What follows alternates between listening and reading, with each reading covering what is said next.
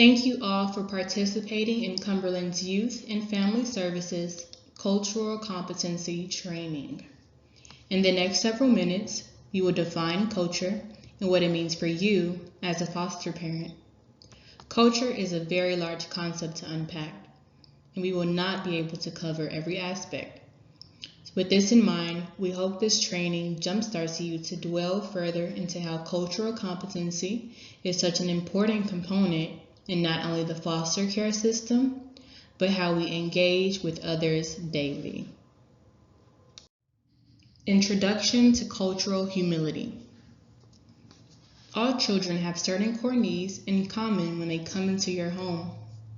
They need to feel safe and valued, and to feel a sense of belonging. But even when their basic needs are met, children may continue to feel a lack of belonging.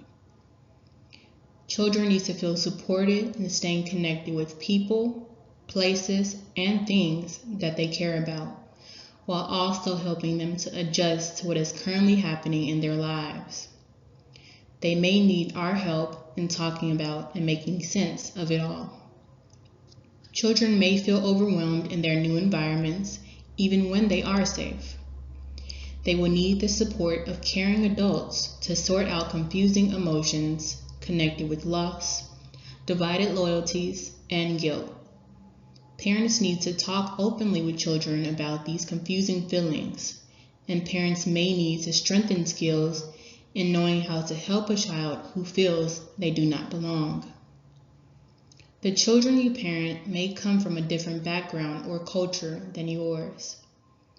This will require parents who foster or adopt to be extra mindful of when the child needs support.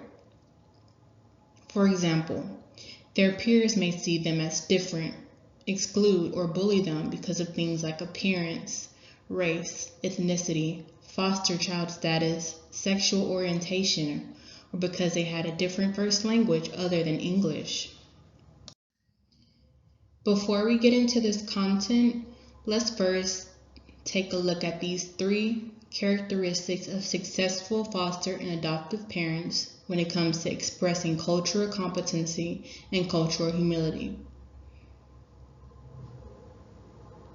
Self-awareness reflection, appreciation for diversity, other worldviews, adaptability, and flexibility. Self-awareness, self-reflection. How we talk and think about culture is impacted by our life experiences. It will be important for us to step outside of our own experiences and expectations to focus on the child's needs and values. It's not unusual for topics about culture to evoke strong opinions, but it's important to have an open mind and support the child with what's important to them, even if it doesn't feel familiar and comfortable at first. Appreciation for diversity and other worldviews. Children who have experienced loss and trauma have a critical need to develop healthy identities. When we value the views and experiences of the child and their family, we show that child that we value who they are. When we appreciate diversity, rather than believing our way is the best way, we show children that we care for all parts of them. This helps them feel pride in who they are and what they bring to the world. Adaptability and flexibility. It will be important to get to know children and their cultures so that families can blend the child's culture with their own. It's important to move beyond our own comfort zone in conversations with children so that we can support the child in exploring all parts of their identity. I know we've all thought it, but how are identity and culture connected? A person's identity evolves throughout their lives, though much of a person's identity develops during childhood and adolescence. A child's race, ethnicity, and culture, as well as the people they have connected with in their past and present, shape their identity. Part of your job as a parent will be to reinforce their identity and self-worth by supporting the child and their cultural identity. With that in mind, let's delve a little deeper into identity. Identity shapes the definition of who we are as people. Identity begins to form very early in life. Identity continues to evolve and broaden over time, with a peak time for identity exploration and development occurring in adolescence. What forms our identity? Some aspects that form our identity are your name, your family story and history, your family's values, immigration stories, marital statuses, where you live, your education, your age, sexual orientation, gender identity and expression. Another part of our identity is our sexual identity. Yes, we all do have sexual identities. These days, there's a lot of talk amongst young people about their sexual identities, and it can feel complicated to many of us.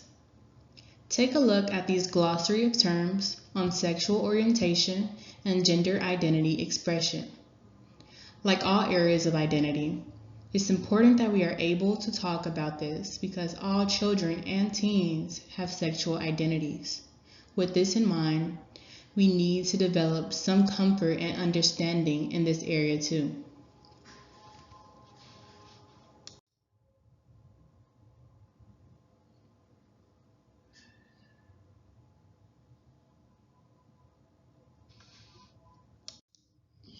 At this point in the presentation, we will hear from Karen Simpson, who is an ISP therapist, and what she has to say regarding racial and ethnic identity formation for children who are in foster care.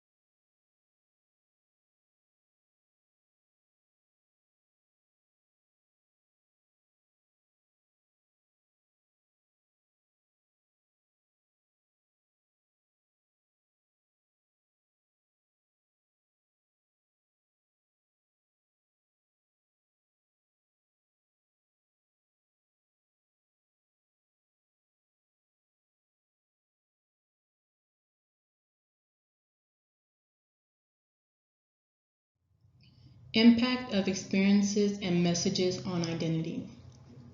Of course, our families, our friends, and our culture are all key ingredients in shaping our identity. In addition to this, a big part of our identity is developed through experiences or messages we receive. For example, subtle or obvious messages that we get from others or society, one time or over a long time. More positive messages like, I am a successful student, or more negative messages like, I am a terrible singer. Unfortunately, children who have experienced trauma, separation, or even loss have often received more negative than positive messages about who they are. Sometimes a person doesn't have to experience it negatively directly. Their identity is impacted by hearing stories or feeling the strong emotions from their family's experiences. Some family experiences can be extremely painful, and they are passed on in families to children who are born later through stories and emotions. This is known as intergenerational trauma. This kind of trauma can affect how children see or feel about themselves, even though the trauma happened to their family and not to them directly. Another experience that can impact a child or teen's identity is when there has been a community or collective trauma to the people that the child knows and cares about, or even people that the child or teenager identify with. When people have experienced an atrocity as a group, this is known as historical trauma. Let's define culture. So culture is the way of life of groups of people, meaning the way they do things. Different groups may have different cultures. There is no scientific standard for considering one group as superior or inferior to another.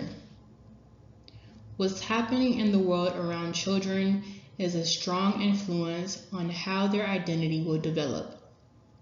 Culture is one of the most profound influences because it surrounds us all the time.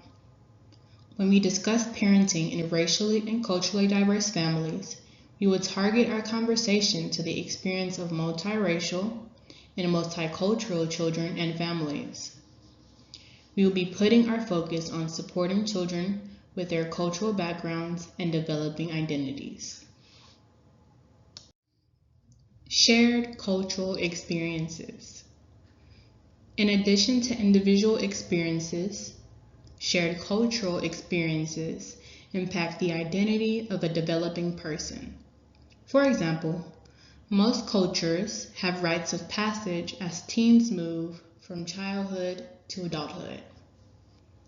A few that we know of is quinceañera or bar mitzvah. Because of what they represent, these rites of passage help teenagers feel more mature, capable, and ready to take on the next step in their lives. How a child or teen perceives their family and immediate community's culture is critical to developing their identity. It's also important to realize that how others view the culture, in all the ways that we've defined, is also taken in by the child or teen. That outside view also becomes part of their identity. When positive, this combination can allow for a positive sense of belonging and pride. The isms. The views and actions of others can also have a negative impact. With this in mind, it is important to be aware of the ways the children you will be caring for and their families might have experienced forces that had negatively impacted their identity. Things like classism, racism, heterosexism, discrimination, power and privilege differences might have affected their lives in negative ways. Oftentimes, children who are in foster care have experienced many of these isms given the stigma and powerlessness that happens along this painful journey. Let's take a moment to reflect on self-worth. A person's culture and identity will impact not only how a person views themselves, but also how they feel about themselves or their self-worth. As you now know, children who have experienced separations, loss, and trauma have already had many hits to their feeling of worth. To improve self-worth and behaviors that result, it is valuable to help children and teenagers feel a sense of pride and belonging. One powerful way to do this is to connect them to their culture of origin and those cultures they feel they belong to. When we do or say nothing about the child or teen's culture, the result is not neutral. We unknowingly run the risk of sending the message that their culture is not okay with us, and therefore that they, as a person, are not okay with us. Getting to know and understand more about the child's culture and that of their family is a meaningful task for parents who will be fostering or adopting. And you'll likely need some extra tools to do just that. Let's take a moment to talk about tools you'll need to sharpen in your toolbox to support children. So the first is cultural responsiveness. So we're going to describe this as learning from another and acting respectfully. An example might be showing interest about holiday traditions a child and family have by asking them about their traditions and then incorporating the child's traditions into your own family traditions. Oftentimes, these traditions are influenced by their cultural heritage. So this is a great way to keep that connection going. The next tool we're using is cultural competency. The definition we're going to is effectively interacting with people from other cultures. In the holiday example we were just using, if you learn that a child and family have particular traditions, cultural competency would be understanding and respecting the traditions the child has when they're with you. This might include having a visit at certain times so the family can honor a particular tradition together. The third tool is cultural humility. We're going to define this as a humble and respectful attitude towards individuals of other cultures that pushes one to challenge their own cultural biases. Realize they cannot possibly know everything about other cultures and approach learning about other cultures as a lifelong goal and process. Being thoughtful to start conversations about each child and family's traditions and being open to understanding and valuing them, even if they're different from your own, is an example of cultural humility. Cultural responsiveness, cultural competency, and cultural humility are all powerful combinations of tools for parents who will be fostering and adopting as you use them to help a child feel comfortable with you and in their new environment. In relation to cultural responsiveness, we will now hear from Priscilla Day as she speaks with us about the importance of this term.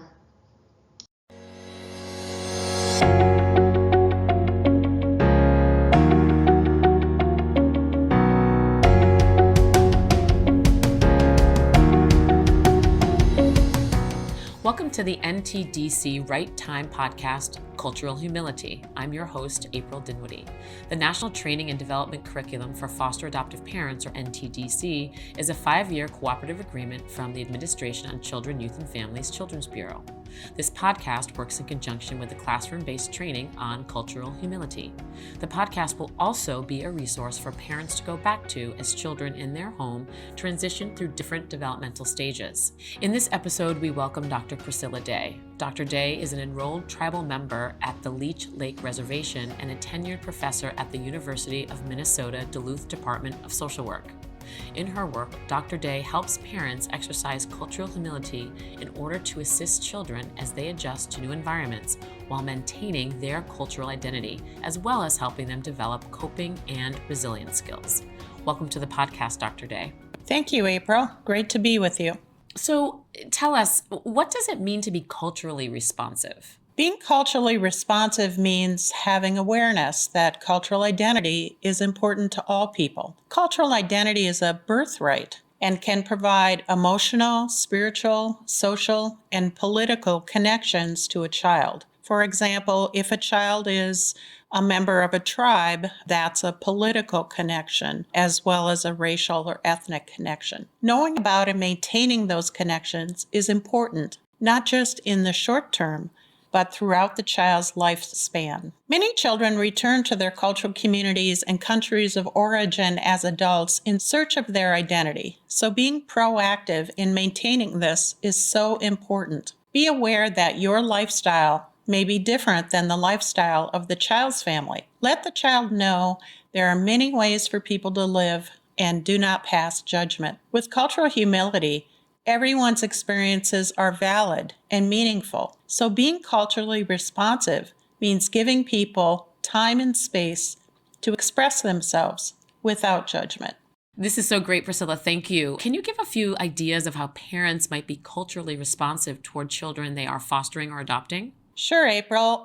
There are many ways to be culturally responsive. Here are just a few ideas. Be open to having the child participate in cultural activities. You might want to seek out books, movies, podcasts, and TV programs and other resources that reflect the culture of the child. Make sure to be open to listen to the child. Children who are not of the majority culture may have unique experiences of persecution or being left out, whether for race, culture, religion, sexual orientation, gender expression, or economic status.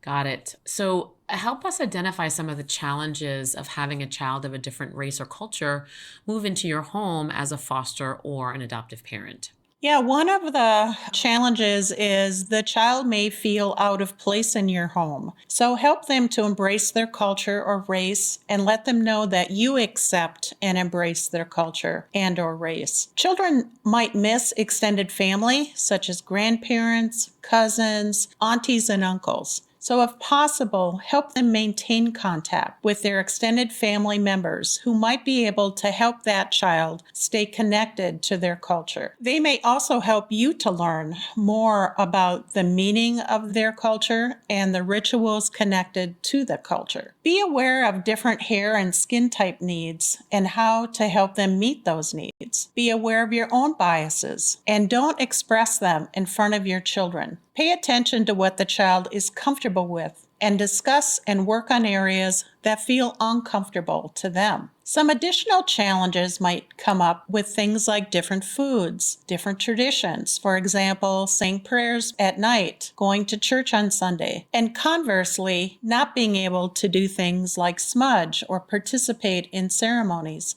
or hear their language or songs. Another thing to note on this subject, April, is that there may be times when the child does not look remarkably different than the foster or adoptive family and might be able to pass as one of them. This presents its own challenges because the parent might not think to ask questions or to be culturally responsive, but for the child, it may be particularly important or even painful that their needs are invisible in this way. All children should be afforded the respect of these conversations and attention to their cultural needs. Well, Priscilla, I could not agree more with what you're saying here, and especially down into some of the nuances that you talk about.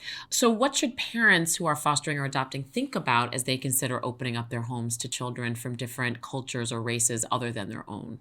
That's a really good question. Parents that are fostering or adopting really need to believe that all cultures and races are equally valid and important. They need to be culturally curious and humble about their own ways and recognize that others have equally important ways of being and doing things. They need to understand that the child they are fostering or adopting gets identity and strength from participating in their culture. They should be open to learning more and maybe even letting the child lead the way depending on the age of the child. They need to have an open heart to encourage ongoing connection or reconnection between the child, their family, extended family, and cultural community. So very important. Such good pieces of advice there. Thank you. What kinds of thoughtful and tactful questions might parents who are fostering or adopting ask to learn more about a child's culture?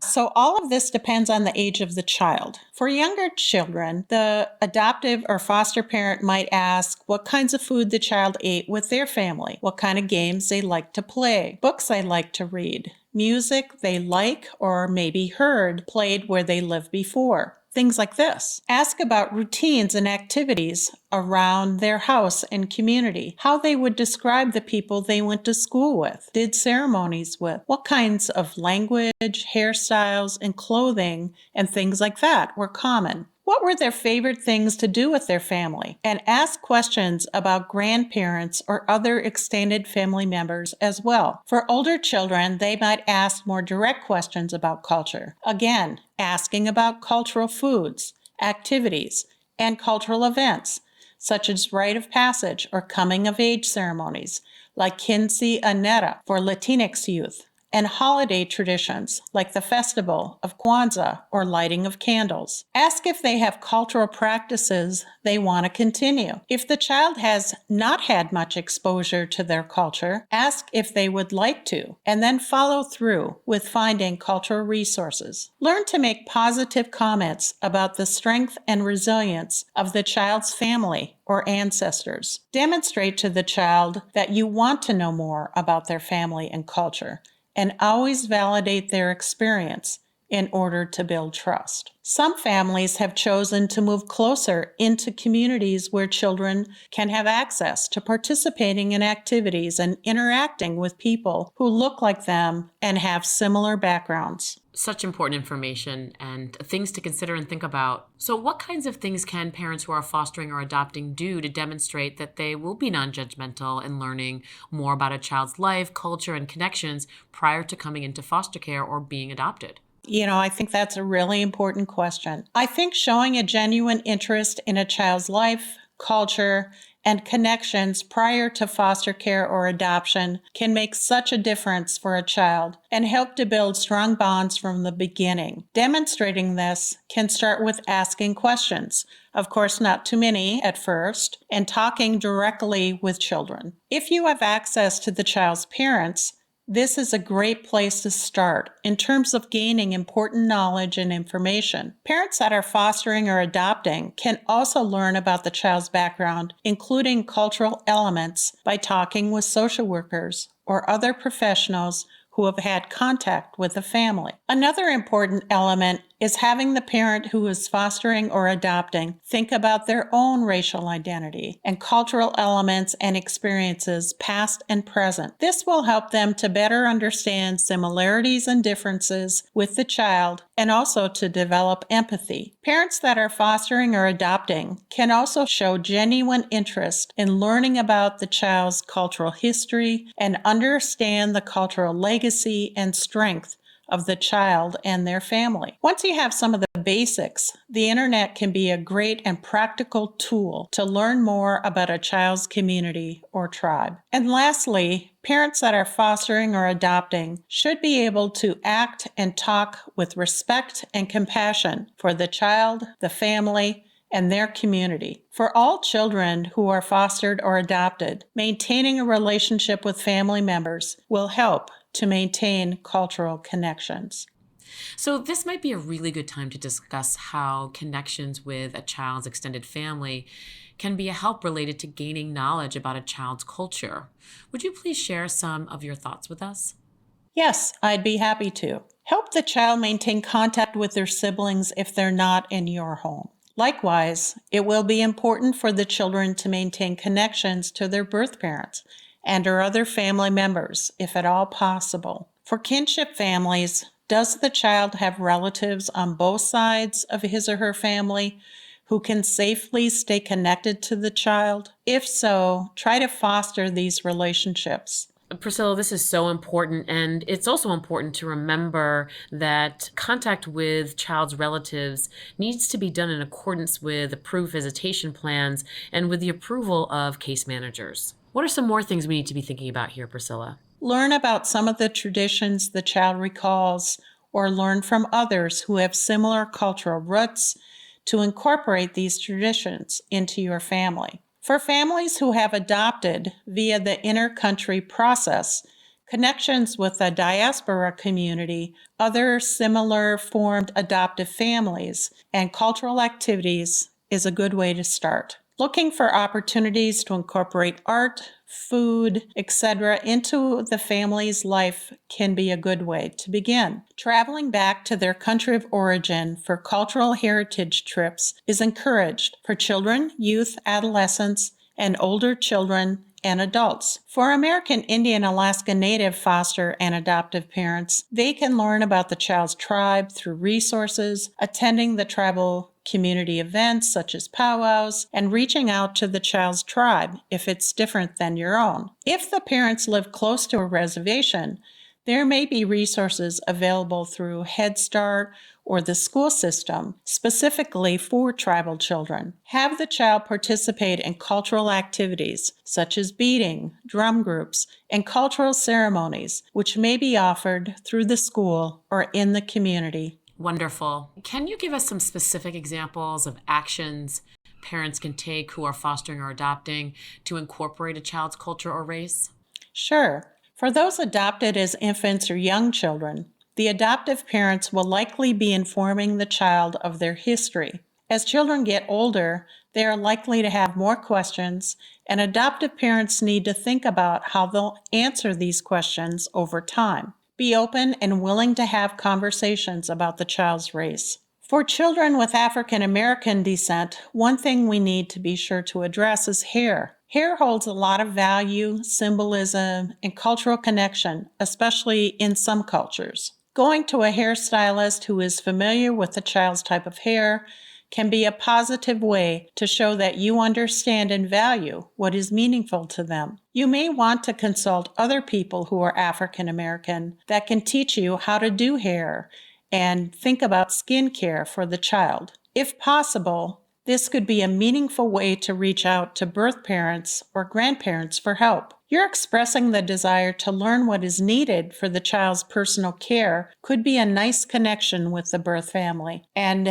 may be comforting to the child. For some American Indian children, wearing their hair long is appropriate in their cultural community. Explore putting artwork up that reflects the child's culture into your home, or play music that is culturally based. For young children, find toys that represent their culture. For older children, look for culturally appropriate books and movies. Find public role models from the child's culture that can provide positive examples of their cultural heritage. Find out some of the food the child is used to eating and try to cook it, or find a restaurant in your area that serves that food. Connect the child with people in the community who are from the same race or culture and connect them to cultural events. Often children who are adopted via the inter-country process have less cultural exposure, so they're less familiar with their customs. In these cases, parents can offer to help the child learn, explore, and even do research. Support the child in continuing their own religious traditions, which could include going to a specific place of worship, praying, clothes that are worn or not worn, and the use of traditional ways of self-care. Seek out cultural mentors, both for you and your child.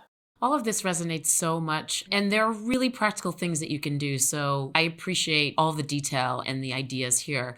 Can you give a few more examples to paint the picture even more fully? Sure, April. I know of one adoptive family that has maintained a close relationship to the child's grandparents. The child sees the grandparents on a regular basis and even spends overnight there. This has really helped to bridge the transition to adoption. Even though the grandparents could not take care of the child full time, they have been able to continue in their role as grandparents, and this is a win-win for everyone. Another example is one adoptive family who takes their child back to their country of origin and has found extended family for the child to communicate with in their home country. They made sure the child learned their language and participated in cultural events so they can ensure the child has positive identity development. This family is very open and positive about their child's cultural identity. Again, so many important points here. So now, can you provide a specific example of how families have successfully embraced diversity? Sure. Some families have embraced a child's culture and retained or developed relationships with extended family by going to the community and inviting those relatives to events that the child has. They might also seek other resources for their child, such as language or cultural events and summer cultural camps. You might consider having the child play sports or do activities in a community of people who share their racial or cultural background. All of these activities help children feel culturally connected and better able to adapt to the changes that are occurring. Maintaining cultural connections help them grow into healthy adults who feel good about themselves and their culture. Supporting a child's language development and social connections to their culture or race is so important. Well, Priscilla, I can't think of a better way to end this podcast on this very note. I want to thank you for a very important and rich conversation and for sharing so much of your knowledge and insight. You're welcome. Thank you. The NTDC was funded by the Children's Bureau, Administration on Children, Youth, and Families, Administration for Children and Families, U.S. Department of Health and Human Services, under grant number 90CO1132. The contents of this podcast are solely the responsibility of the authors and do not necessarily represent the official views of the Children's Bureau.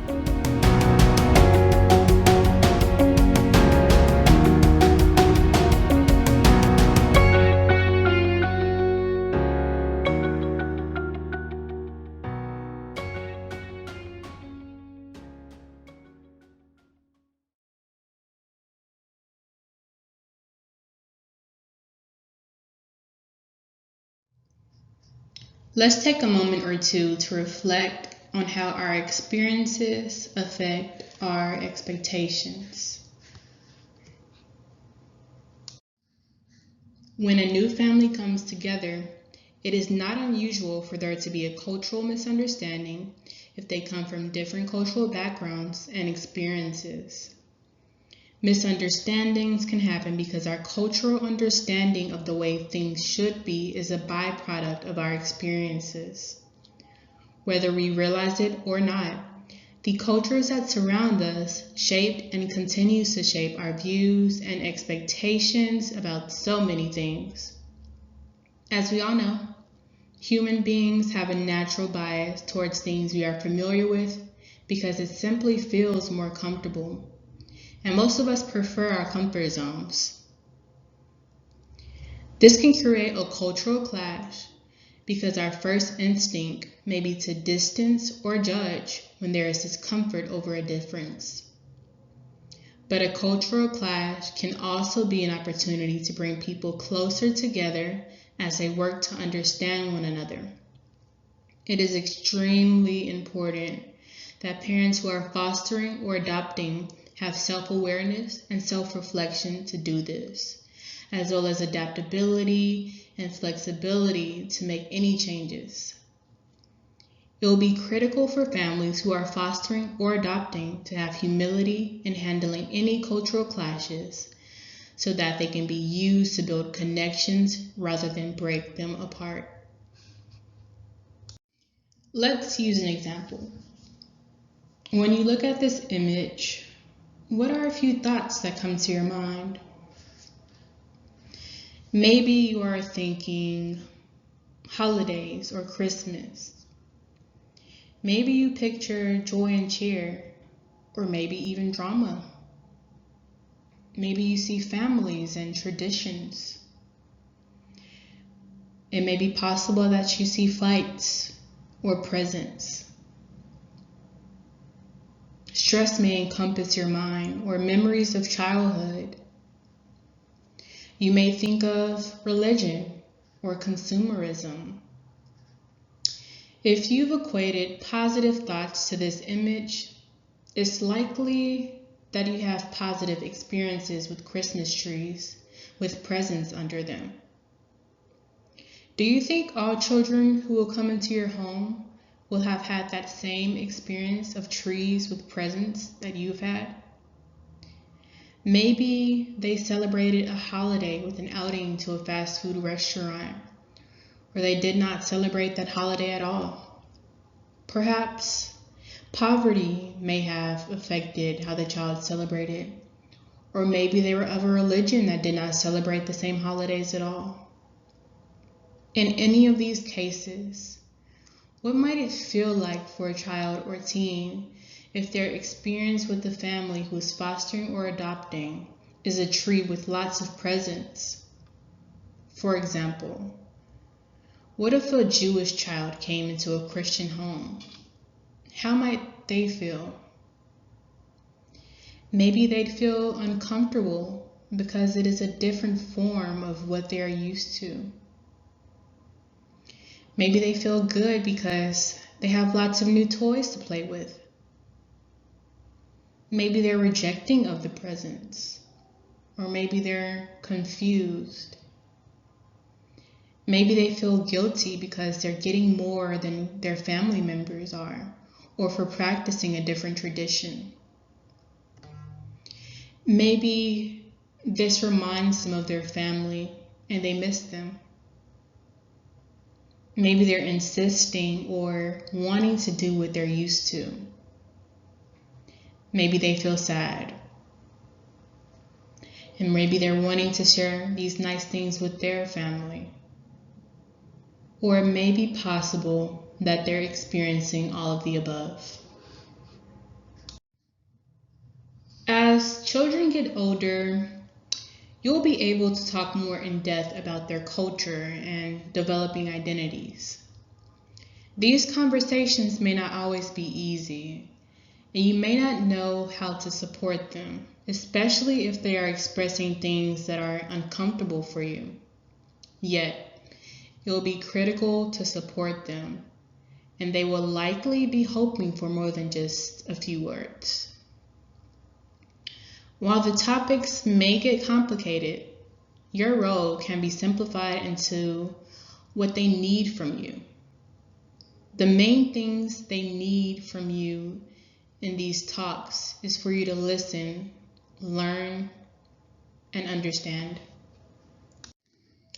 To get us thinking, here are a few tips that teens have shared that help them feel that adults are not only hearing them, but also giving support or encouragement about who they are or who they are becoming.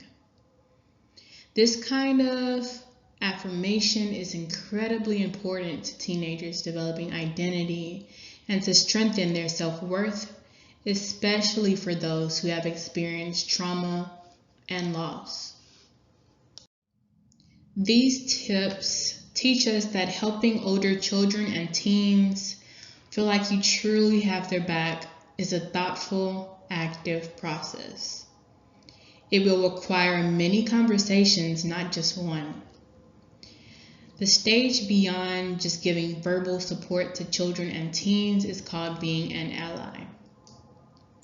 Being an ally is more powerful than general support because it is a more active process that goes beyond making it okay for a child to explore an identity or culture on their own. When an adult allies, they stand beside the child in every step of their journey. Allying includes listening carefully while keeping your attitude open, language affirming, and the child as the priority in each of these conversations.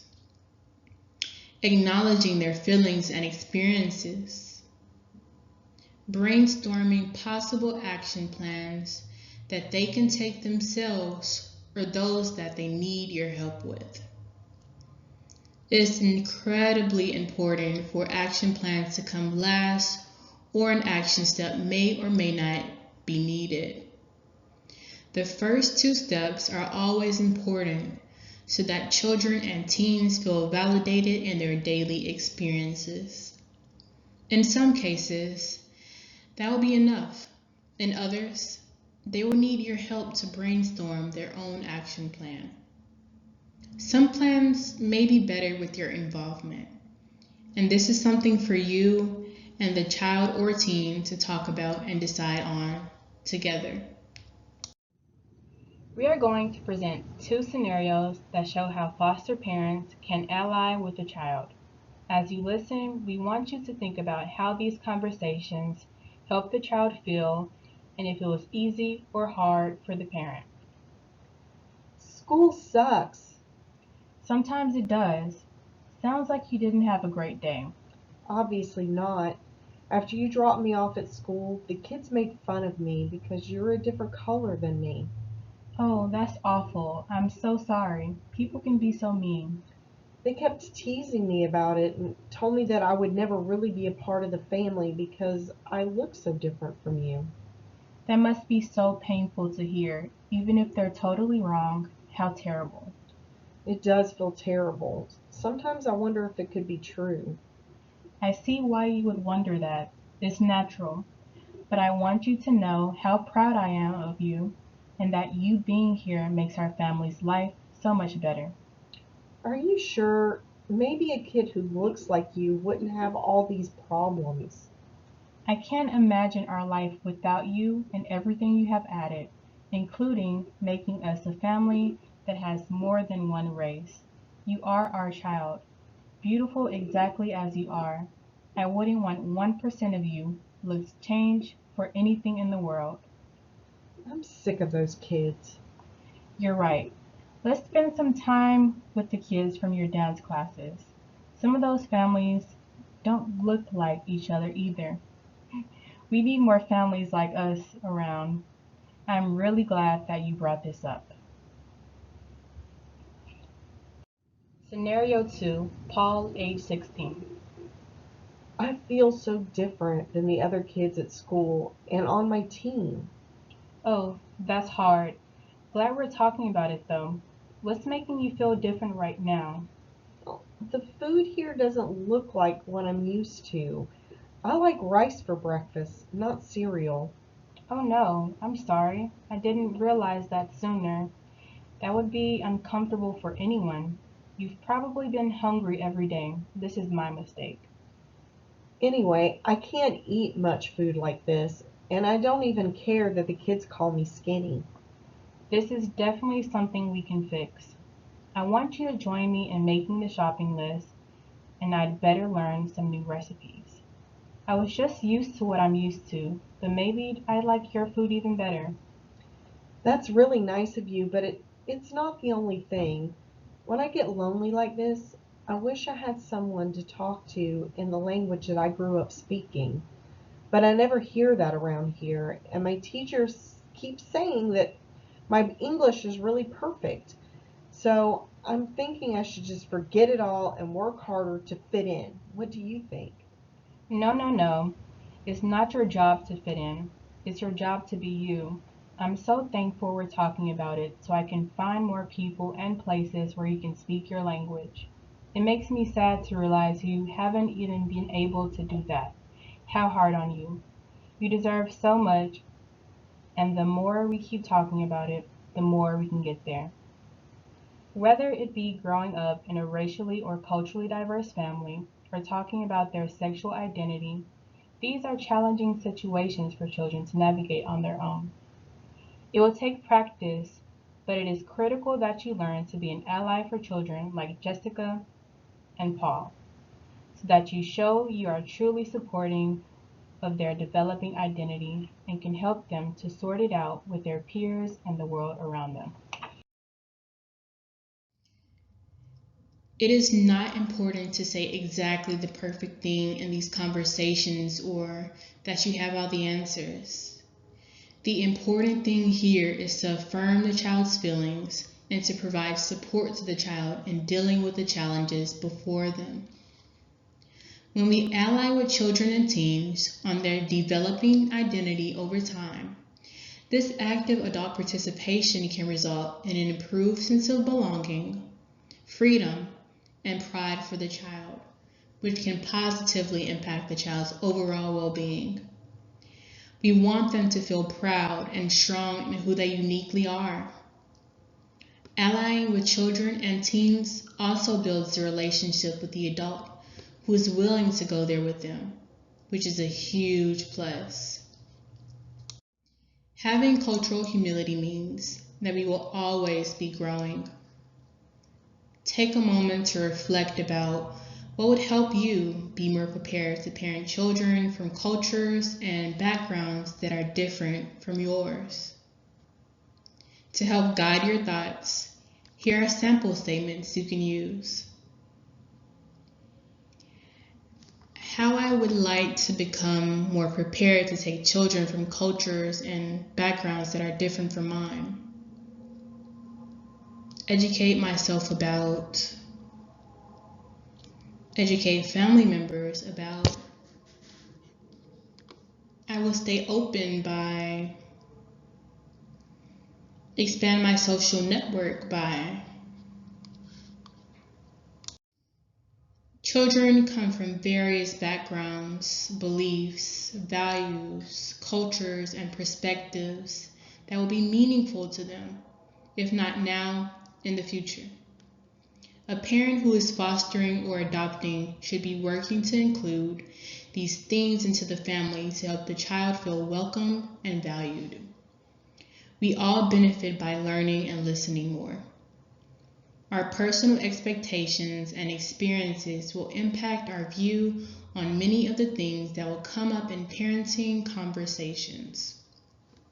To have effective and meaningful conversations with the child, we will need to move beyond our own experiences to see the world through the child's eyes so that we can acknowledge their perspective.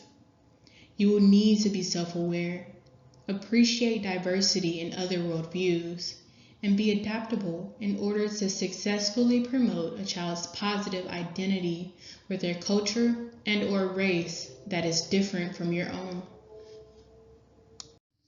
Let's continue delving further into cultural competency by focusing on understanding the impact of parenting children from different race, ethnic, and cultural backgrounds. Knowing how to honor and incorporate a child's identity into existing family systems and identifying strategies to help children develop positive and proud identities helps both children and families prepare for and handle racism in all forms. Race and culture are not always comfortable topics for people to discuss. You may already be feeling uncomfortable now, and that's okay. The following two realities listed in this slide is why we're going to be talking about this topic today. There's a chance that many of you who foster or adopt will be parenting a child of a different race or culture than your own. For those who choose not to parent in racially and culturally diverse homes, that's okay too. It may not be the right choice for everyone. Regardless of your plans, we ask that you listen with an open mind and stay engaged to consider how anything we discuss can impact your experience of fostering or adopting. Parenting in racially and culturally diverse families will require more than love. Right now, we are going to look at specific skills that parents will need to best meet children's needs in racially and culturally diverse homes. Let's now draw our attention to a podcast featuring Beth Hall. Beth Hall is a mother of 2 children of color, as well as the director of PACT, an adoption alliance. In this podcast, Beth mentions the importance of parenting in racially and culturally diverse homes, as well as things you should be aware of.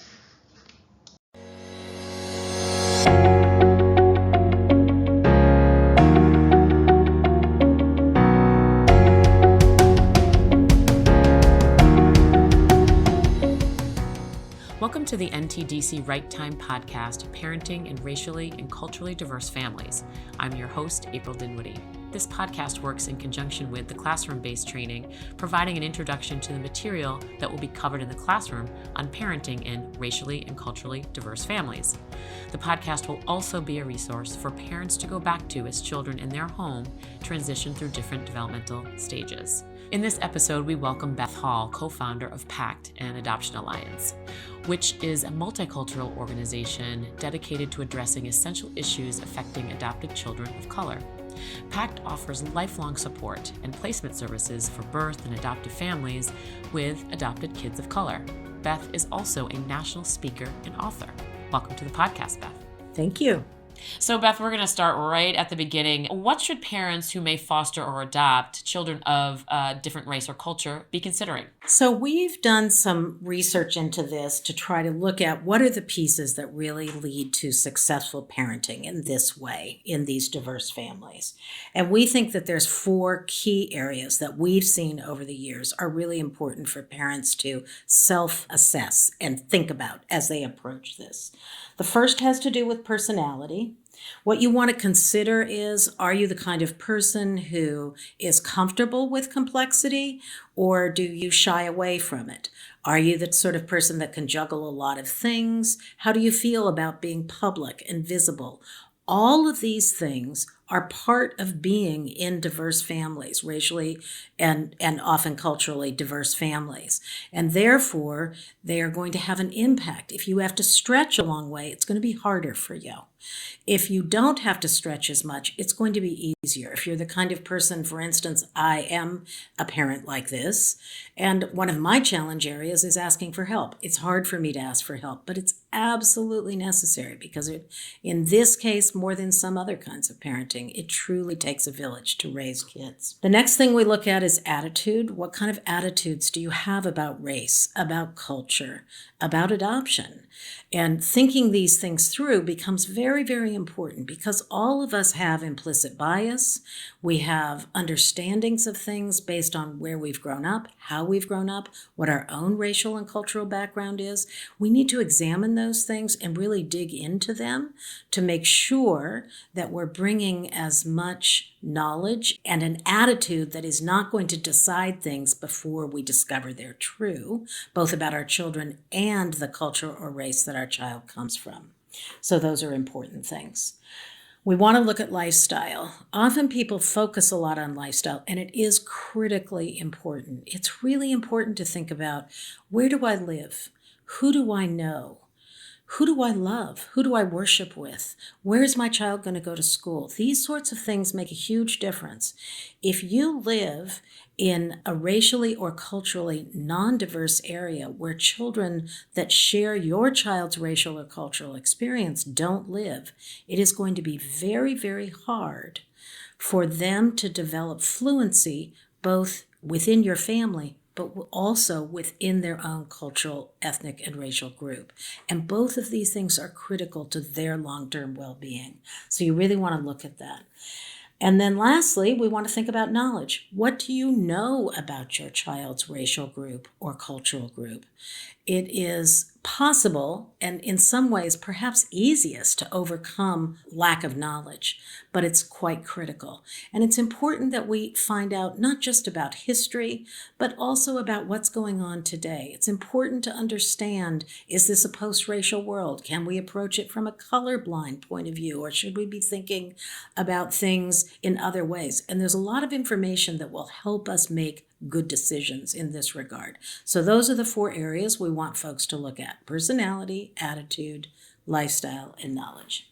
Brilliant, Beth. This is so helpful. And the 4 areas and the questions that you're bringing up are really, really important and not easy to answer or navigate, but important. So now, what supports are needed for children who are adopted or fostered across race so that the children can identify in healthy ways? Well, it's really important, first of all, to understand that these things matter. Race matters, culture matters, ethnicity matters, identity matters in all its versions and forms. So to be effective parents and to truly support children, we have to understand both who they are within our family and entitle them to all that holds, but also who they're going to be in the world.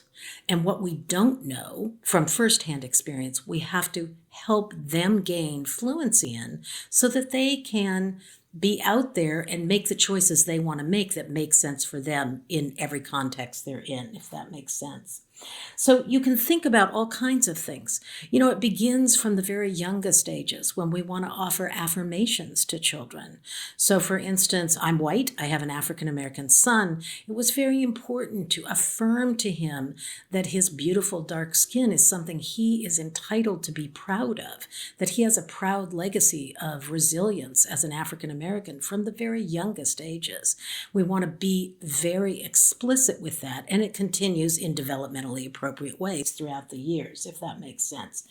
I often think that perhaps the most important thing for parents to think about when they are considering what they need to do for success for their children is really give them permission. And by that, I mean explicit permission, which means we learn how to talk about race, culture, and ethnicity, which often we don't do very well here in America. So we learn how to talk about those things and give them permission to explore their identity to the fullest extent. We don't make it a loyalty test. In order to be part of my family, you don't have to let go of this piece of yourself. In fact, we urge you and welcome you to embrace it. That probably is the most important thing a parent can do. Now, how they do that is a daily thing and depends on the age of the child, where you live, what the circumstances are. But that's the concept, that's the goal that we all need to pursue. Again, Beth, really important pieces of information here. And one thing I want to talk about is the danger of the colorblind approach. Can you help us there? Absolutely. And this is something that sometimes is tempting for us because there's, particularly perhaps for those of us that are white, but in fact, all of us can fall into this. Race and racialized feelings and expressions often are complex, and we can therefore be fearful about them, concerned about young children getting involved too early, how it might impact them, so on and so forth. But the reality is we aren't a colorblind society. We aren't a colorblind world. And if we try to pretend that things that exist and matter don't exist or don't matter, we are not going to be able to effectively parent. We have to be able to hold complexity. It is also complicated to be a person of color, to be quote unquote different in any way. And by different, we usually mean different than white because we are a white dominant culture. Therefore, we need to really make sure in order for our children of color or children who have a different race or ethnicity or culture than we do, that they are really being that piece of them which may experience and is likely to experience some oppression out in the world is really held up by us. And the only way we can do that is to acknowledge it. If we try to pretend these things don't matter, then we're very likely to fall into promoting the status quo. And it only takes a few minutes on the internet to search out race facts and discover that people of color are still facing many biases in the world that are not dependent on socioeconomics. They're not dependent on which family they are. They are simply based on the color of their skin, their cultural heritage, racial heritage. This is wrong, but it still exists. And we can't change that status quo unless we pay attention to it. And that means we cannot take a colorblind approach. Makes so much sense to me, Beth. So thank you for that and for really driving that point home. It's so important. Now, let's talk about the different layers that exist when parents who are fostering or adopting are of a different race or culture than a child in their home. Well, there's lots of different layers. Our children and our families are being asked about this experience. But if that's the case and it's visible to strangers walking down the street who are likely to say something like, is that your child, or is that your mom, or where is your mom? That can't be your real mom. These kinds of things can really stir the pot of that experience for children. So we have to learn how to respond to strangers at first, like A new teacher might be someone we want to help them understand our child's circumstance and our family's circumstance. And other strangers, it's kind of none of their business. So we have to learn how to manage that, don't we? And these things pull up feelings, both for kids and adults, that it becomes very important that the adults learn how to manage. And in order to learn how to manage that, we have to act like family. We have to acknowledge differences where they exist, but also give children permission to not share all of their personal story with every stranger who might be interested. These questions that we get asked as families, this is going to happen. Sometimes when we begin the process, we imagine that it won't, but I promise you it will, which means you have to make a plan. You have to think about how you're going to support your child, how you're going to act as a family when these sorts of things occur. Absolutely. And I know this all too well because this will happen. I remember countless times of having people invade our privacy as a family when I was with my white family. Some innocent, some probing, some downright inappropriate, but it always made me feel different and odd and sometimes actually scared. So, Beth, what can families do? So as families, these kinds of families really have to find a way to make sure that they as a family and their children as well are having experiences that are shared by others. And sometimes that's going to mean, for me as a parent, I have parented in this way, that sometimes I need to be the one who's in the minority, who's not having the same experience as my child, in order for them to be around people that they share a certain piece of their identity and experience with. So we can't just live the way maybe we used to live because we felt comfortable in certain environments and spaces if our children can't also be comfortable there. We need to change. We need to expand our experiences, if we haven't done so before adopting, to make sure that our children are having experiences where they are in the majority, where they feel safe, where they can explore certain aspects of their identity that we may not share with them. This all makes perfect sense. And I want to talk a little bit about cultural differences now, which are important to acknowledge, but can sometimes be a little less obvious. What are some ways that children who are being parented in a home that is different from their culture, what are some ways that they're impacted? Well, culture is such a deeply embedded thing for each of us. And how do we learn culture? Culture is not something we learn in movies or books. It is something we learn human to human. If you think about who you are and what matters to you culturally, whether it's your value system or your traditions or whatever it might be, you learned that from other people. So, of course, that means our children need to too. So even children who are growing up where racially they might share the same race as the parent that has adopted them, if they don't share their cultural experience, that needs to be acknowledged. And let's not forget, there's also some cultural discomfort between certain groups. So, for instance, my own daughter is Guatemalan. She grew up here in California, where I live, where the largest population of Latinx people in our area was Mexican. Now, we could have disconnected her from that and said, well, you don't culturally fit with them because she's not the same ethnicity they are. She is Guatemalan. But she is part of the Latinx community, and it was very important to help her find ways to connect. And how does those connections happen? Well, for instance, language can be a way that connection happens through culture.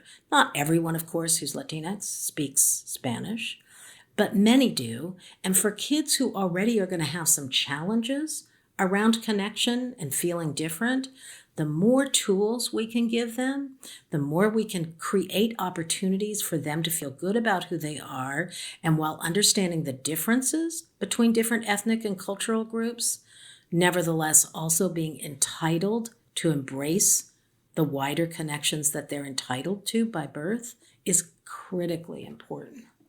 So with all of that, right, how can parents who are fostering or adopting learn how to talk more comfortably about culture? Yes, this isn't something we do very easily in America, and sometimes when we do, we can get confused. So for instance, I'm white. As a white person, growing up, I think a lot of the world taught me that if I even so much as mentioned race, perhaps I was being a racist. I didn't really understand that talking about something and being, straightforward and honest about it, I didn't have a lot of models for that. Doesn't mean that I am engaging in racist activity or viewpoints. And the same is true, of course, for culture and ethnicity. So we need to practice. And very often that's going to take a very conscious commitment to doing so because we have not learned to do so. So for instance, in the case of someone like myself, who may be white and is trying to learn how to talk about race, let's say, this is something where we don't necessarily have a great deal of modeling out in the world, at least not really healthy modeling. So I'm going to have to practice. And I usually say to parents that I suggest that at least daily, and let me say that again, at least daily, which I know tends to sound like a lot to people, we should be practicing talking about race, culture, ethnicity, and identity. And the reason for that is if we don't, our children's antenna are going to grow quickly because they're living an experience that we may not be living. And that is going to hone their awareness of these differences at a much more rapid rate than those of us who tend to not necessarily be experiencing a lot of oppression or bias towards us, or bias at least in particular in the way that our child is because they're a different race or ethnicity than we are. And as a result, their antennae are going to pass us at fairly young ages. It's hard to parent when your child actually knows more about an experience than you do. So we want to work very hard to be as aware and to train ourselves to see and recognize these things as much as we can. And that is really all about practice. So if I'm asked that question, when I'm asked that question as you're asking it, my answer is always just practice, practice, practice, practice. If you're practicing, you're also risking making mistakes. You will make mistakes. You will realize that you said something you wish you hadn't had, which means you'll have to practice saying you're sorry. Oh, doesn't this sound a lot like what we do in parenting, where we ask our children to own mistakes they make and move forward in them and recognize it doesn't make you as a human being. It means you made a mistake. You get back up and you start up again. It's a great way to role model for our kids. And it's super important that we do this kind of thing. So practice is so important. Now, how will a child's comfort with their culture or race affect contact with their birth families? Well, it can have a profound effect if we think about the fact that, of course, their birth family is going to include the cultures and ethnic backgrounds that they have and we don't, these differences, right, that make us into this kind of diverse family. What we know is that there are different ways of interacting depending on your cultural background and experience. And of course, within cultures, there's no one way to be anything, but there are some things that are more true in this culture than another, for instance. So the more our children can learn those mores, those rules, if you will, they have the opportunity to be more adept at what is sometimes called code switching, which means the ability to talk to people from different backgrounds, whether it's in a different language or simply a different affect or way of approaching human interaction, and recognizing those things. And that will be advantageous in interacting with all people who share their race and culture, which obviously is going to include their birth family. So it becomes very important that we can acknowledge both similarities among our cultures or ethnicities and our families and differences and recognize those so that we can help our children learn how to navigate them. We can learn how to navigate them, and our children's birth family members can learn how to navigate them because that's all part of the experience. So we want to think about those things and be as explicit and as conscious as we can about what those things are in order to be supportive of the possibility of these ongoing relationships, which we know from research are healthy to allow our children to at least explore and make their own decisions about how they want to relate to them. We don't want to deny them that. So Beth, before we close, can you give us an example of a family that did the work to help integrate culture and differences into their family on behalf of their child? Well, I think for most, the families that I've seen that have been most successful in this, it has usually begun with them having some honest self inventory where they look at themselves. None of us is perfection. And there's certainly nothing more humbling than becoming a parent, as far as I can tell. So we really learn, and it pushes us to new realities, new experiences, and new truths for ourselves. So it begins with self inventory. Those families that are really successful are honest about where their challenge areas are and really work on them. They put their children's needs at the center of their life goals, and that makes a huge difference. So what does that look like? Families that I've seen succeed, as I mentioned early on, have to do with those families that really give their permission to their children to explore their own identity without them. Well, I think this is such a great way to close the podcast and giving these examples. And we just appreciate you for sharing your knowledge, your experiences, Beth, on this critical topic. So thank you so much for being with us. Thank you, April. And it's a great conversation. Could go on forever, right? A lifetime. The NTDC was funded by the Children's Bureau, Administration on Children, Youth and Families, Administration for Children and Families, U.S. Department of Health and Human Services, under grant number 90CO1132. The contents of this podcast are solely the responsibility of the authors and do not necessarily represent the official views of the Children's Bureau.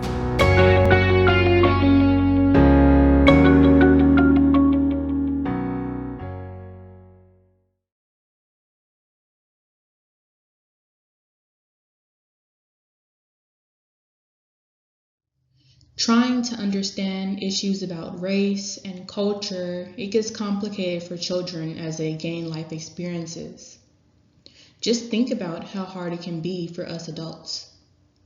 In a few minutes, we're going to watch a video of children talking about their experiences and challenges as they try to make sense of it all.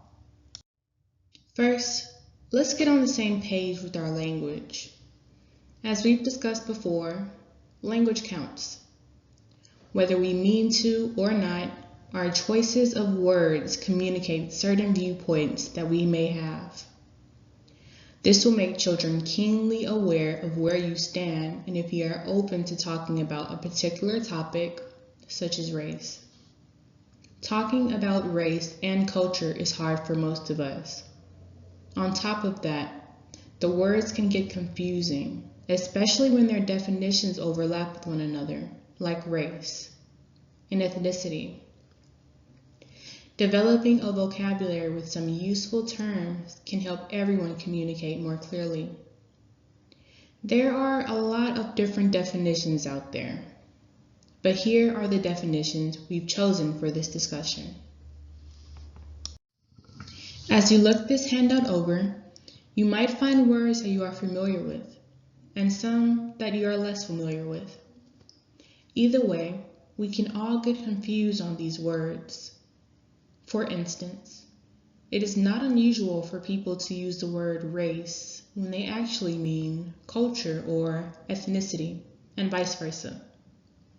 For example, some people use the word Mexican to refer to all people who come from Spanish-speaking countries, not just Mexico. Even when we do not make mistakes like this on purpose, it takes away from the diversity and pride that exists in those cultures and countries and can sometimes feel hurtful.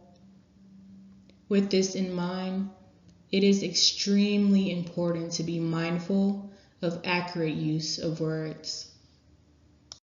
There are so many different messages children learn from society, and these messages will impact how they see and feel about themselves. It would also affect how they view their families, their race, and their culture. Let's listen to some children now about their first-hand experiences. The clip we're about to watch is called Being 12 Because I'm Latino, and is taken from a series called Being 12, the Year That Everything Changes, that was filmed with real middle school students in New York by the Critical Media Project. Let's hear what they have to say.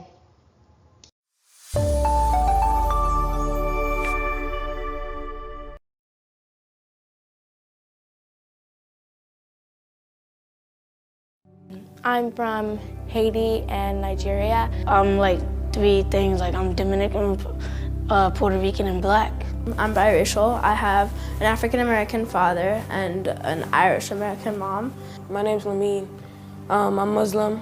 I'm Indian, British, Scottish, and American.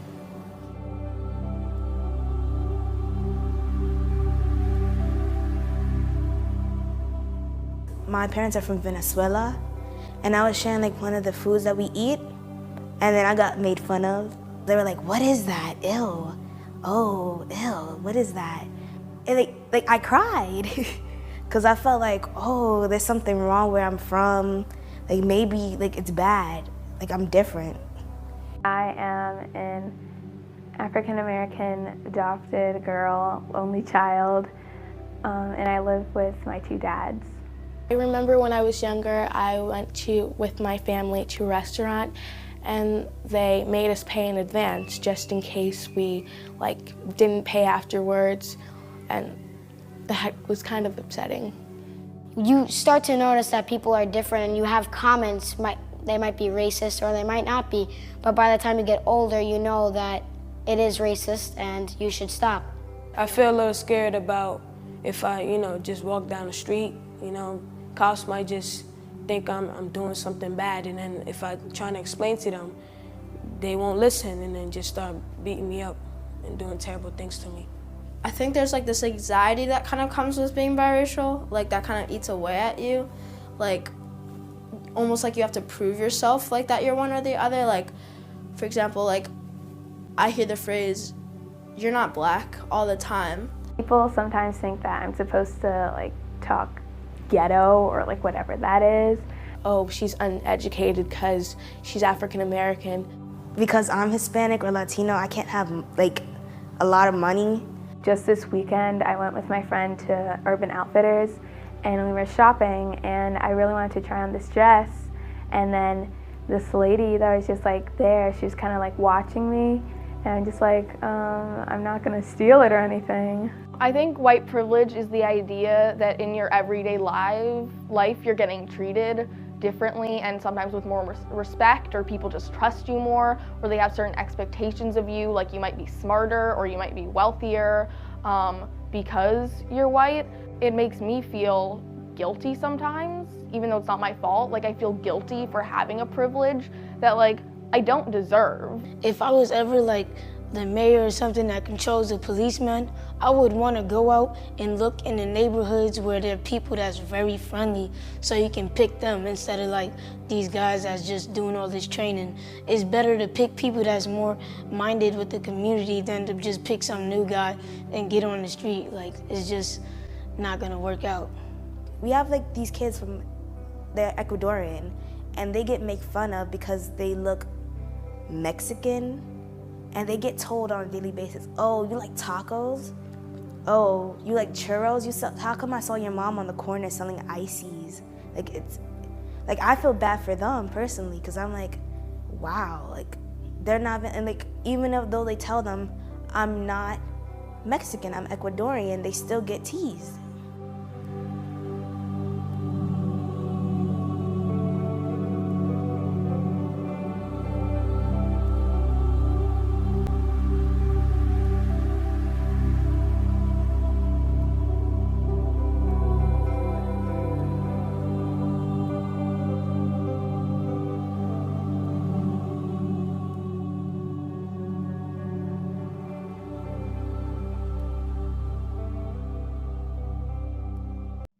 You just heard some of the types of experiences children are grappling with these days, whether we adults realize it or not.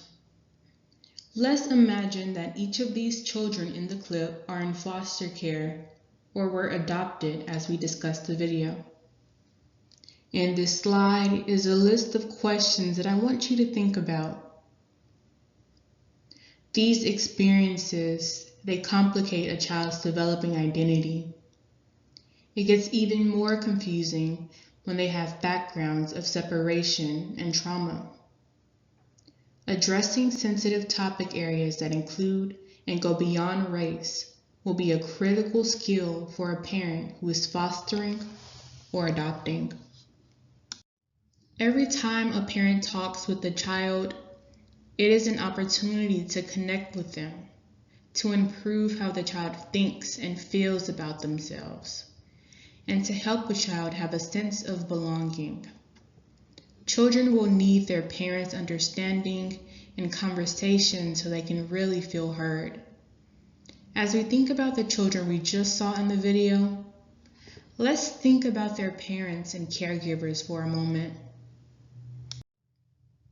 Let's take a moment to reflect on this question here. How can a parent's own background, experiences, race, culture, or privilege affect how they have important conversations with their children? If the child and parent do not have the same life experiences, race, culture, or privileges, there can be a disconnect in their conversations because their view of the world may be so different. Let's talk about privilege specifically for a moment, because this is not always visible. What exactly does privilege look like? When we adults understand what privileges we have, it allows us to become aware of what children do or do not have. This self-awareness, as we've talked about before, will heighten our ability to have conversations that revolve around seeing things from the child's perspective and addressing the kinds of issues we just heard from the video. To help us understand more, we're now going to watch a video with Beth Hall, a white parent who has raised 2 children of color and founded the organization PACT, an adoption alliance for families who are parenting in racially and culturally diverse families. She will be talking about one area of privilege that is important for white parents who will be fostering or adopting children of color to consider. It is called white privilege. White privilege has to do with recognizing that as a white person parenting children of color, your experience in the world are different from theirs. While this clip may cause you to experience discomfort, try to listen with an open mind about how to apply this concept. If you are not a white parent and the children you will be parenting could be white, maybe this will spark thoughts for you about how you can have conversations with them about a privilege you do not share. Let's take a moment to listen.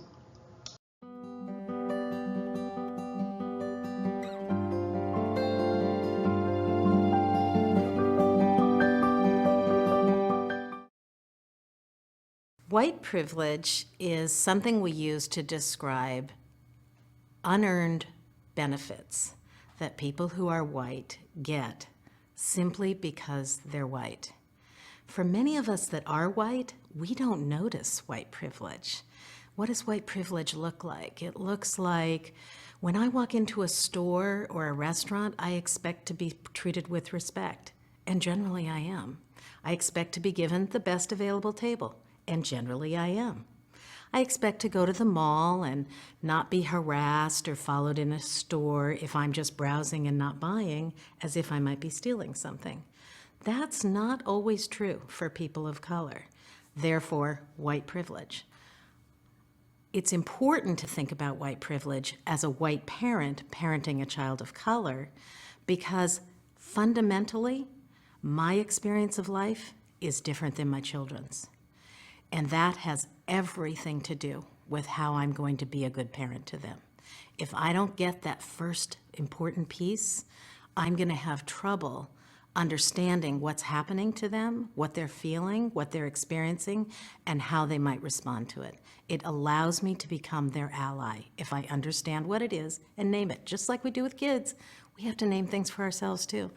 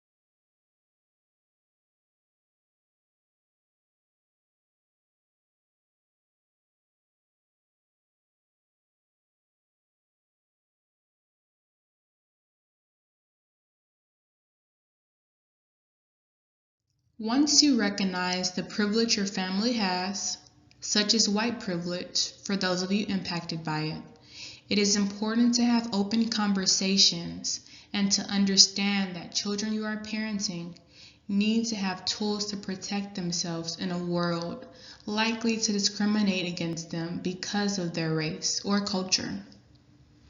The videos we just saw highlights that white privilege, for example, is an area where white parents of children of color will need to help children recognize and learn how to guard themselves against discrimination. Take a moment to look at the questions listed and reflect on them. A complication in thinking about race and culture is that people don't often fit into only one category. For example, some of the children you may care for will be of mixed race. As you heard in the children's video, this can be confusing to them because the world often wants to treat them as either or. This can also be true for culture, where a child may see themselves as bicultural or of two cultures, where, for example, they speak two languages. If the world around them only speaks one language, they may feel a part of them is missing. Another area where things get confusing can be skin color. A child may be identified one way because of how they look on the outside, but feel more connected to a different identity, such as race or culture or religion on the inside. Another area that could be affected is how we view behavior, which can be understood differently depending on culture. For example, if a child comes from a culture where eye contact with an adult is considered disrespectful, and the parents who are fostering or adopting insist on eye contact, they might consider the child rude or disrespectful. When the behavior is seen, though, through the lens of the child or family's cultural experiences, the behavior can now be understood. Rather than making assumptions, take the time to learn about the child and their family. We are all made up of more than meets the eye. If your family's race or culture is different than the child's, or you only share part of a child's race or culture, you are parenting in a racially and culturally diverse family. It will be important to learn about all the races and cultures of the child as well. As we've noticed since we started this presentation, talking about race or culture may not be comfortable or familiar. That's okay. Let's stick with it so we can practice the important parenting skills of keeping conversations open even in uncomfortable or tough moments. Doing this may also have the added plus of bringing you and the child closer. A complication to a child's developing identity exists when the world views the child differently than how they see themselves. This can get confusing to children, yet is not uncommon when they are raised in families with different racial or cultural backgrounds. For example, a child of color who was raised in a white family and community could actually believe themselves to be white. As one child of color once said to her mother when she was little, "Mommy, when am I going to turn white and look like you?"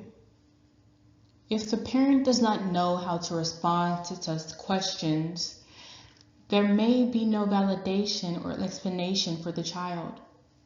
As a result, the child may be left feeling like there is something not quite right about them. When a child feels disconnected like this, it can have negative implications for their future mental health. An outcome that is particularly concerning for children being raised in racially and culturally diverse families is called internalized racism.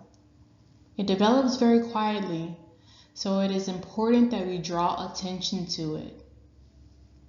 Internalized racism occurs when a child takes in and believes negative societal beliefs and stereotypes about their race. The child and parents may not even realize it's happening. One example might be around the concept of beauty. For example, think about what effect it might have on an African American child if they only see commercials of children or dolls with blonde hair. Also, what message does it send to the children if every professional the child interacts with, such as teachers, nurses, doctors, dentists, what if they're all white? Parents will want to be aware that these kinds of messages can cause a developing child to believe they have defects or that some of their traits are unacceptable. This further breaks down their self-worth, already a vulnerability for children who have experienced separations, loss, and trauma. When concerns like this are not recognized and counteracted over time, children may end up wanting to distance themselves from their own birth racial, ethnic groups, and cultures. It is unfortunate when this happens because they miss the opportunity to draw strength and pride from their racial and ethnic roots. Instead, as they grow older, they could end up feeling self-hatred or like they are less than. This is where you come in.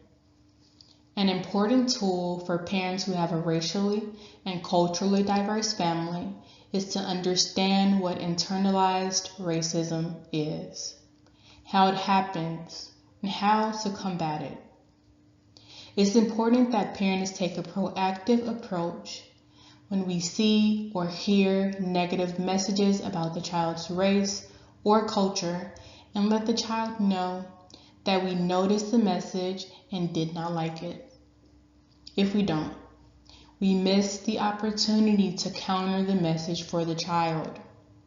Noticing and talking with the child when these kinds of conflictual or negative messages come up in day-to-day life and in less obvious places like television shows, social media, movies, and advertising will help you counter negative messages and actively work to make sure the child is getting the benefits of positive messages about their race and culture. Noticing how others view your family or the child will be another important skill to develop for parenting in racially and culturally diverse families. The reality is that people most often see differences first. For example, think about how it might be for a child when they introduce their parents for the first time and no one looks anything alike. While you may be fully comfortable with the family you create, others may not be. You may think that focusing on differences rather than on what people have in common is not helpful. You may even want to tell the child it doesn't matter, but that will not address the child's discomfort and need for protection and support. Families who have been down this road before, like Beth Haas, teach us how important it is to pay attention to interactions with other people to best protect the well-being of the child. Let's hear some real-life scenarios now. I'd like you to listen to them from the viewpoint of a child. Think about what the child might be feeling and needing from their parents in these situations. Scenario 1. A white family who is fostering a child of color enters a restaurant where every other person is white. People begin to stare at the child and a few start to whisper. What do you think the child saw or experienced in this situation? What should the family see? Scenario 2. You have relatives over for a holiday, and they say the following to the whole group in front of the child you are fostering. Of course Marta likes rice and beans, All Hispanics eat rice and beans. What do you think the child saw or experienced in this situation? What should the family see? Take a moment to reflect. At minimum, these situations are awkward for the child, and they have the potential to be quite painful, but your family will not always be able to avoid them. Instead, realize that the best defense is a good defense. Think of possible situations and strategies with your child in advance rather than sugarcoating or denying they will happen. By being proactive, you will help the child avoid being blindsided by a situation. Children need the help of adults to make sense of these experiences and come up with responses that allow them to feel stronger, not weaker, while being part of your family. Parents will need to develop the skill of noticing when race or cultural considerations are brewing around the child, whether with strangers or even with extended family members. Rather than waiting for the child to bring up these incidents, it's best when parents take the lead by noticing them, being the one to start discussions with the child, and later to check in. As the child gets older, it will be helpful to find others with racial and cultural experiences similar to the child to add to these discussions. These conversations are important because they will allow the child to learn how to manage these situations on their own as they get older. Race, racism, prejudice, and white privilege are important to think about as you make decisions about parenting a child of a different race and culture, and as you determine which adults will be in the inner circle of your parenting experience. By being proactive and tuning in whenever unexpected encounters happen along the way, you'll be creating a proactive buffer for the child. This will be a powerful antidote for a child whose needs were left unsupported in the past. As we've been discussing so far, race and culture are important parts of a child's identity that can help them feel proud of who they are and give them a strong sense of belonging. But when others insult their race or culture, it often has the opposite effect on them. With this in mind, it is important that we pay attention to these. Others may cut children down for their race or culture, or other parts of their identity, such as being in foster care or adopted, or their sexual identity or expression. These insults occur in obvious and not so obvious ways. The examples we used earlier are known as microaggressions. Microaggressions are common daily occurrences that insult others with words, behaviors, or something in the environment like a sign or a symbol. They could also be slights or attitudes that show negative judgment. You heard examples of microaggressions and racism in the video we saw of children earlier. Like the girl who was followed into the dressing room at a store, or the family that had to pay up front before eating at a restaurant. Other common occurrences of racism for children of color are being treated unfairly in disciplinary situations or being blamed when something has gone wrong. Another time racism might occur is when a child is old enough to date, yet other parents don't allow their child to date them because of their race. The reality is that children of color will likely experience some form of racism while you are parenting them, and it can be unhealthy or unsafe if they do not have tools to address racism when it is directed at them. Before we talk about how to address this, we need to acknowledge that these incidents may not happen with just strangers. Our own family members might be the ones who are making inappropriate or racist remarks, even if they're subtle. We can even be the ones who unintentionally say harmful things about race or culture or other parts of a child's identity. Intentional or not, it is hurtful to a child and their developing identity. We all make mistakes, and this is an opportunity for all of us to grow. It might be helpful to start paying attention to how you speak about or interact with people from different backgrounds that are different from your own. You can even ask children to let you know if they think you are accidentally doing or saying anything that could appear racist. This is not to be politically correct about your language. It is about how the child feels and what they learn through you about themselves. While doing these things like this may seem awkward at first, it could create even more open and meaningful conversations with children in the long run. Combating racism, the job of parents. Open communication about race and racism is critically important to parenting. One of the most vital and supportive skills in racially and culturally diverse parenting is for parents to frequently, effectively, and honestly communicate about race and racism. Parents in racially and culturally diverse families will need to be comfortable talking about these incidents, the impact of them, and how to be an advocate or ally for their children. Not acknowledging differences in race or culture and/or telling the child that we are all the same closes down rather than opens up these conversations and minimizes the impact.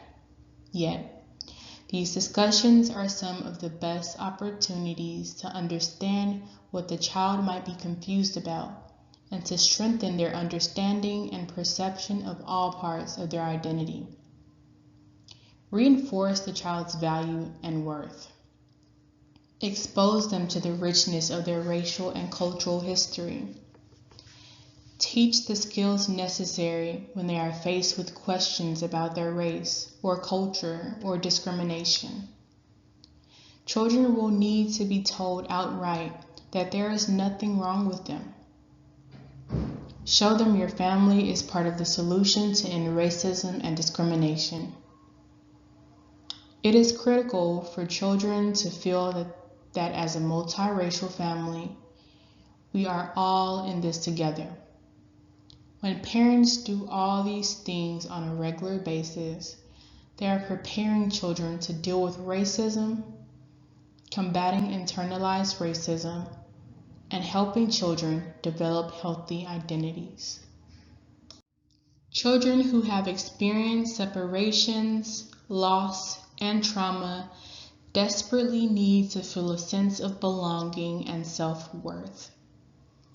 When they can feel good about, draw strength from, and be proud of who they are inside and out, it is healing and helps them be more resilient in weathering life's storms. For parents, this journey will take active and purposeful parenting skills. It will require work, self-reflection, and a willingness to learn new strategies to do what is needed to build a child's positive racial and cultural identity. Take a moment to review this question and reflect. Put simply, the main goal for parents who are fostering or adopting is to raise a child to be healthy and to feel whole. When parenting in racially and culturally diverse families, there are additional parenting tasks to meet that goal. Remember the situation we talked about earlier with the family who went into a restaurant and the child was the only person of color? Think about what you might do if you were the parent in that situation. What might you need to do or be willing to change in your world to avoid situations like that?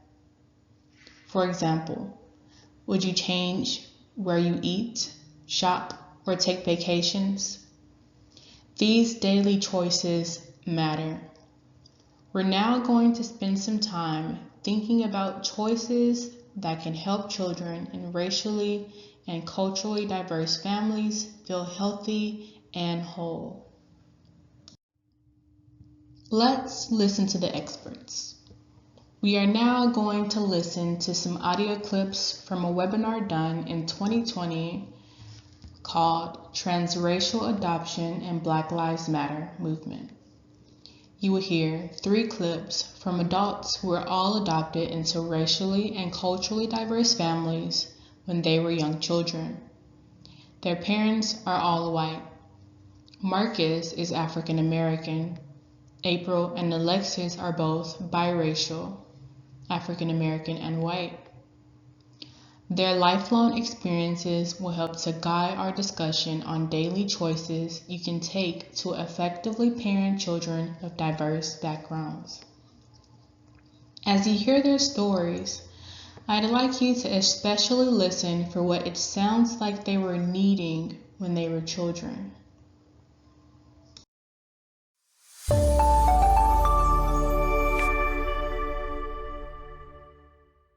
And then this is what was this thing happening, which I can name now, but I couldn't name then, which was being overexposed, but not seen at all, right? Like this exposure because I was brown and my family was not, but yet not being seen for being brown. This almost like this wanting to just, wanted me just to be like everybody else, but yet then the N-word comes in. So it's this like balance, this constant balance of, well, don't all white people love me like my parents love me? And the truth is that's not the case. And it shows up in little ways, and then it shows up in bigger ways as we get bigger and as we grow up, and that kid doesn't want to take you to the prom, or you're a cute kid until you're 10, and then they're like, watch that kid, they're going to be trouble, right? So I think it plays out over a lifetime, but those are some of the more like indelible moments in my experience that, again, my family had no tools, no skills to manage.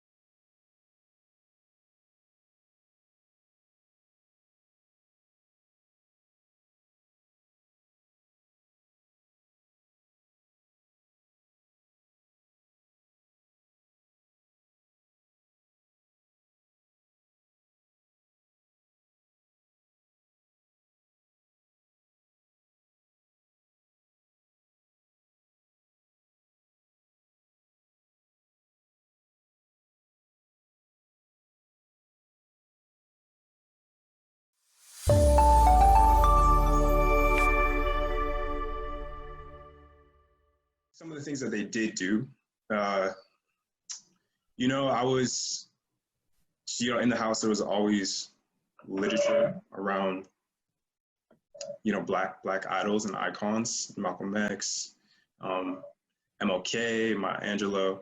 Those were always present and available for me to read if I wanted to, dive deeper into kind of some of the history and some of the icons in Black history as well. Of course, they tried to, give me black dolls as well. So, when I was growing up, or, toys and stuff like that, or action figures.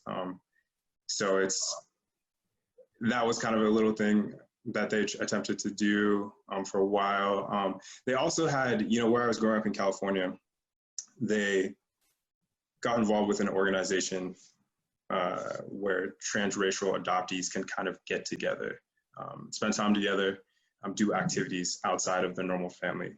And that was a great opportunity to kind of meet up and make friends with other Black kids who were going through the exact same thing that I was going through.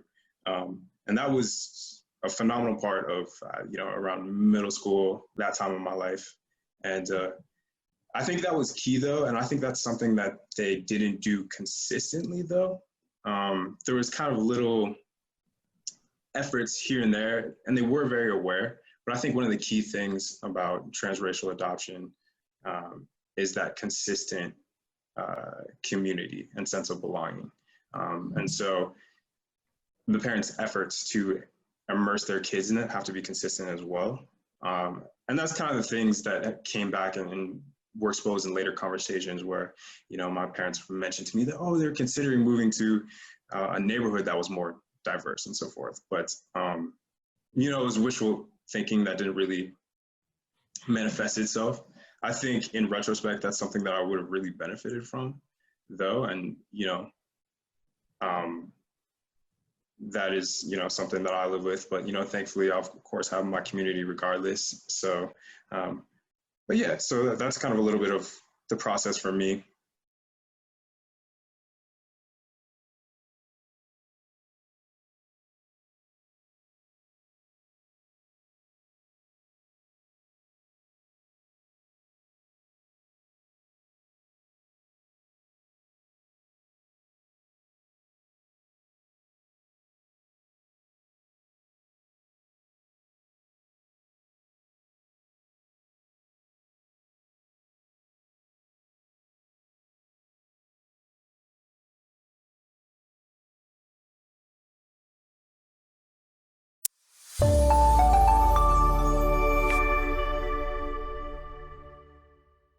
If you are colorblind and you don't see my color, you also don't see the experiences that I go through on a routine basis as a result of my color. You don't get to celebrate the wonderful pieces of color that come along with it. But I think about if you're colorblind, having my biological son, when he goes into a store, if he's with his white friends, he gets through, nothing happens. If he is going in with his friends of color or by himself, he's asked for a receipt. And if you don't take the time to stop, if you don't take the time to be able to have an open dialogue because you're colorblind and these things don't happen and don't matter, you're missing what he's experiencing and how you need to guide him through that.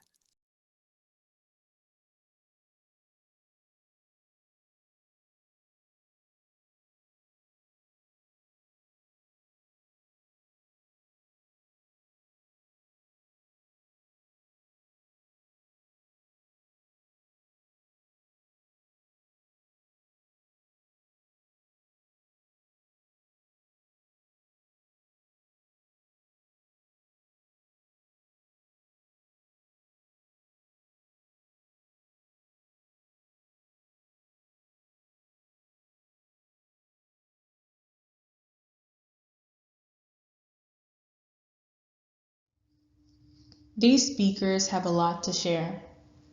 Their experience growing up in racially and culturally diverse families can teach us so much, both in what was helpful that their parents did and what they needed more of when they were children. What kinds of things did you hear they needed when they were growing up?